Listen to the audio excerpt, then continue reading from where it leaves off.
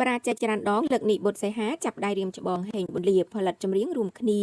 ត្រៀមស្ដារប្រជាប្រិយភាព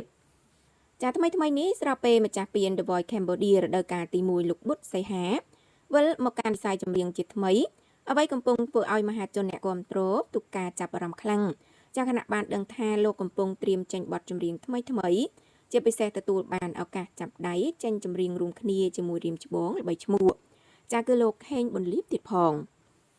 យ៉ាងណាមិញក្រឡេកទៅមើលតារាចម្រៀងចារៀមច្បងលោកហេងបុលៀវិញស្រាប់ពេលត្រៀមបង្ហាញស្នាដៃរួមគ្នាជាមួយលោកបុត្រសីហានេះដែរចាក៏បានឃើញរៀមច្បងរូបនេះចែករំលែកលើ Facebook ដោយបង្ហាញក្តីរំពឹងថានឹងទទួលបានការគាំទ្រនិងលើកទឹកចិត្តពីមហាជនចំពោះស្នាដៃថ្មីរបស់លោកចាក្នុងនោះលោកហេងបុលៀបានរៀបរាប់ថាសង្ឃឹមថាបងប្អូននៅមានការជួយគាំទ្រលើកទឹកចិត្តចាព្រោះពួកយើងចង់ល្បីដែរចាក្រោយទទួលដំណឹងនេះមហាជនអ្នកគាំទ្ររបស់តារាចម្រៀងទាំងពីររូបចាក៏បានចែករំលែកជាប់ជាមួយមតិបង្ហាញការគាំទ្រ